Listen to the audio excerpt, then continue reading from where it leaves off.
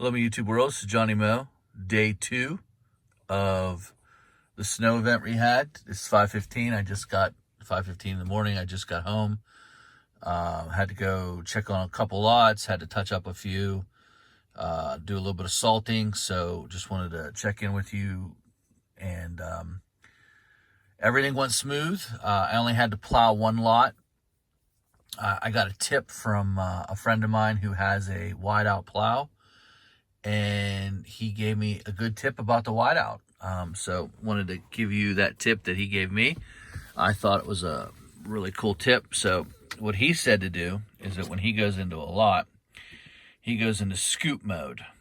And then once he drops the plow, then he can go whatever wing he wants to. If he just wants to go 10 foot, he just hits retract real quick and the wings will snap back.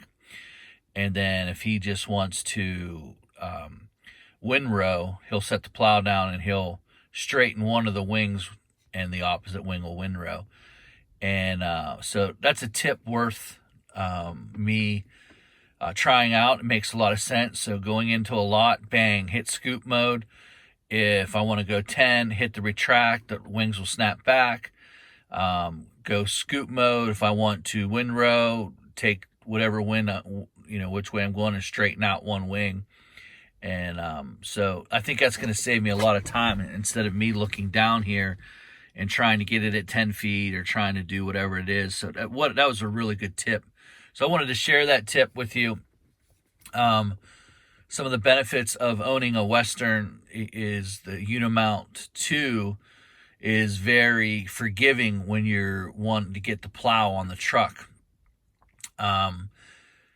I can do it in a minute, basically just travel right in, snap it in, and then, hook the power and the lights up. It's the fastest plow I've ever used to get hooked on. One of the worst plows I ever had could take you up to 45 minutes, literally. I mean, because you had to be dead perfect. To get it in was the Snow Dog, my first one, and you never wanted to take that one off. So, it was just crazy. But I wanted to just touch base with you. It's my first snow event. Not too bad. Let's go back here. Show you the salt pile. We're going to have to rinse her off. Some things about this Boss spreader. It holds a lot on about 7. It does have a nice spread pattern, but you have to really, it's hard to get used to that because I've come from Snow EX where I could spread on 4 and it would throw a nice solid pattern, whereas to get the solid pattern out of this, you got to be around 7 to get a nice solid pattern. But as you can see, even though it's bag salt, I mean, it's just coated in dust material from this salt. Not a fan of it, but for what I'm getting it for, and for what I am, for the results I get on a parking lot, I'm satisfied. Some things I'm not happy about, as you can see, this is moving a little bit. I've tightened these down as much as I can. I'm not a fan of this system. I think there's too much pressure on that hitch. I'm afraid someday that might snap off there, but so far so good. I just tightened these back up. For some reason they got loose the other day. I mean, you can see it's moving, but there's no weight in it right now. I'm sure if once the weight gets in it, it'll put a little bit more pressure on that bumper, because I don't want that much pressure on that hitch like that. But I need to wash that off. And about a pallet and a half. So, I remember on this last video that I'm going to upload here pretty soon, I told you if I went through all this that you'd probably see a new mower or something, because that's some serious salting. But so this is my first event. I picked up 5 lots, and I usually don't do stuff like that, but for some reason, I don't know why I did it, but I just did it. So yesterday I went out once. I used a full pallet. I went out and touched some stuff up today. The snowstorm was a dud.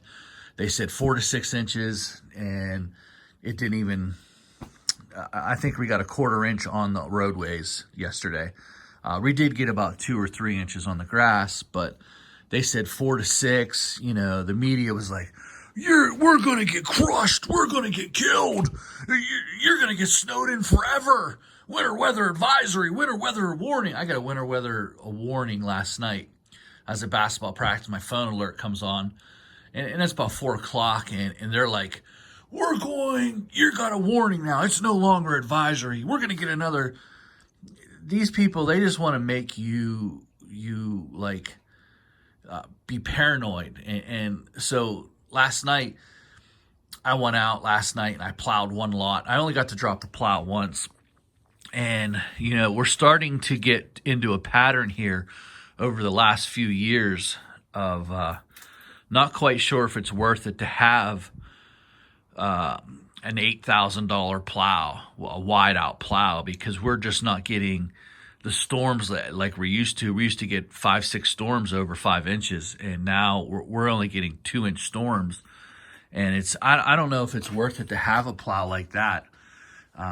You know, I'm sure as history always does, they'll come back. But, you know, here you would figure in the snow belt, being right off the lake, an hour and a half south of the lake, that we would just get pounded sometimes. And, you know, the last 2-3 years, I have not had to use the benefit of, you know, last year we had 1 3-inch storm. I got to use it.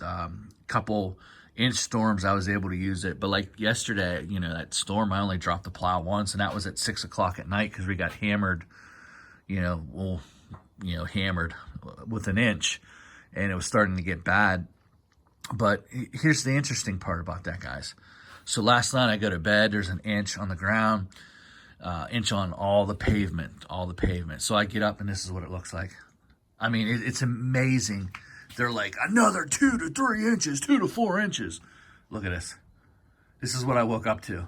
At 3 o'clock in the morning, this is what I woke up to. I woke up, looked outside, I was like, you gotta be kidding me. So I just jumped in the truck.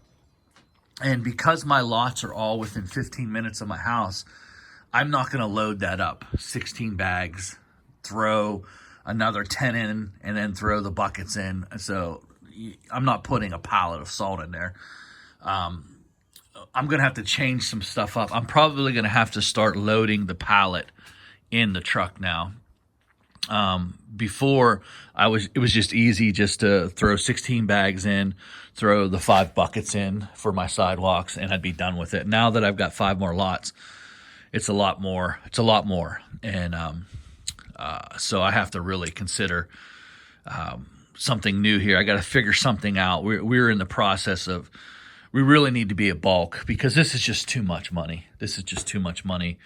And there's just not enough wiggle room on lot prices to really justify, you know, even throwing 2 extra bags on a lot. Whereas, you know, if you had, you know, bulk, I could throw 3 of those on there.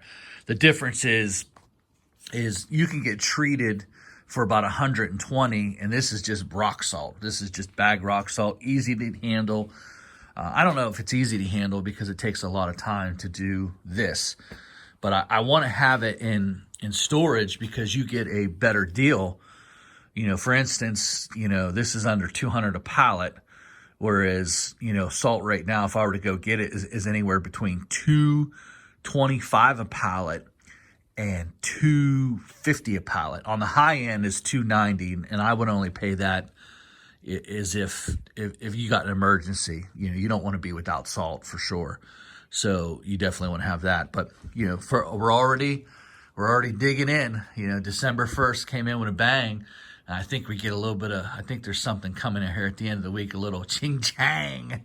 Get a little Ching Chang going. So if you're at this part of the video, to let me know that you watched this far, you know, put in the comment section, Johnny Mo, Ching Chang. You know, the money button's being pushed. So that's just the update. That's what we're doing. First event. that's it for me. I'm actually going to go in and get some sleep. I've only had a couple hours sleep from yesterday's all-day snow and me getting up early just to check lots. I did have to touch up a few lots, but it only took 5 bags. So that's it for me. Little Ching Chang for you. Later.